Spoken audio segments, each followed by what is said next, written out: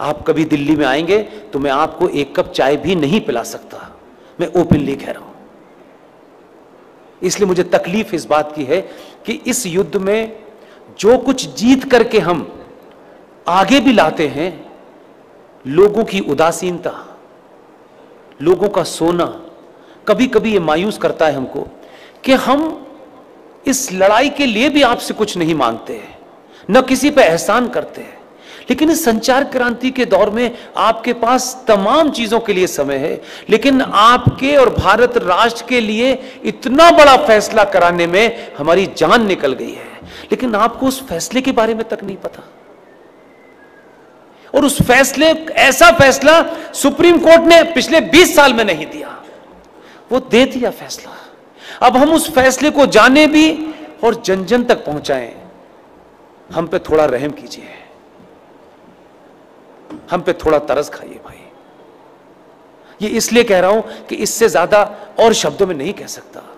2018 में supreme court के अंदर जस्टिस अरुण मिश्रा जी, जस्टिस अमिताभ राय साहब इतना बड़ा फैसला दिया है, लेकिन उसकी 90% लड़ाई मुझे और आपको लड़नी है।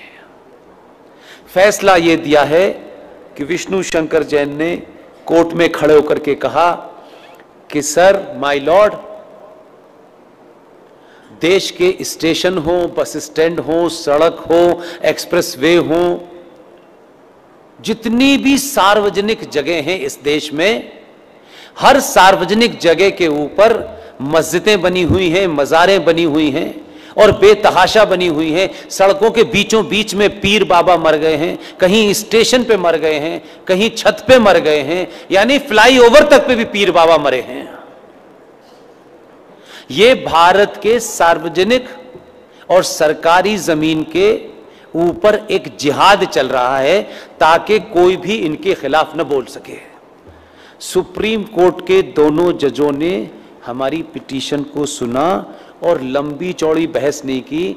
हमारे सामर्थ्य के और हमारी जितनी ताकत थी, आप सोचिए कि हम किन किन चीज़ों से घिरे हुए हैं, उसके बावजूद भी यहाँ मज़ार है, वहाँ मज़ार है, इसका डॉक्यूमेंटेशन करने में हमने जितनी ताकत लग सकती थी लगाई, लेकिन हमारे पास ना इतना पैसा है कि हम देश में घूम घूम के यही काम करें। सुप्रीम कोर्ट ने एक फैसला दिया और फैसला क्या कहा है, उन्होंने रास्ता नहीं छोड़ा, इसमें अब कोई नया एंगल नहीं हो सकता। 2018 में माननीय जज साहब जस्टिस अरुण मिश्रा जी, माननीय सुप्रीम कोर्ट के जज साहब अमिताभ राय साहब ने ये कहा है कि राज्य सरकारें पूरे देश में अपने अपने स्टेट में जहां भी सरकारी जमीन पर इल्लीगल स्ट्रक्चर बने हैं, उन्हें तत्काल प्रभाव से डिमोलिश करें और इसकी रिपोर्ट हाई कोर्ट में जमा करें। ये ऑर्डर सनातनियों को नहीं पता, ये भी कोई जिहादी आपको बताने आएगा। आपको अपने फायदे की भी चीज पता नहीं है, शत्रु का भी पता नहीं है भाई, तो कैसे समझाएं? घर घर जाके समझाने की हमारे पास ताकत नहीं है। इसके लिए मैंने अभी हल्द्वानी के अंदर एक मुहिम शुरू की और आपके यहां आने से पहले कर्नाटक में बीदर में रात के 1 बजे सभा में मैंने कहा, और आपसे विनती करता हूं, आप अगर कहें तो हाथ जोड़ दो, मैं हाथ भी जोड़ने के लिए तैयार हूं कि पुष्पेंद्र कुलश्रेष्ठ, क्योंकि वही एक चीज वेरीफाइड है और वेरीफाइड नहीं है।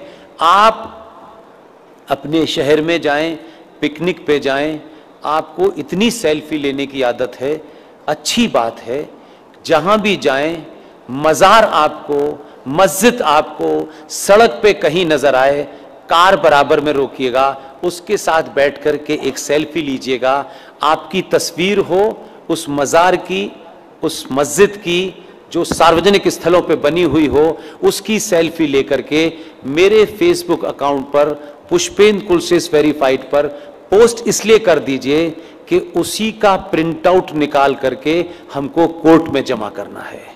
इतना आप करेंगे तो ये कम से कम मैं ये मानता हूं बहुत बातें मैंने कही, बहुत आपने सुनी, पहले भी सुन चुके। बहुत लंबी लड़ाई है। जो लड़ाई हमारे सामने है, जिसमें हम जीत गए हैं, उसको लागू करने के लिए कल हमारी 16 जनवरी को प्रयागराज कोर्ट में डेट है। हम सड़क पे चलते चलते ये भी कर रहे हैं। इतनी तो कम से कम आप भूमिका निभा सकते हैं, अपने लोगों से कहिए निभा सकें। और इन तमाम सारे अकाउंट्स, चाहे वो पुष्पेंद्र पुलिस वी सपोर्ट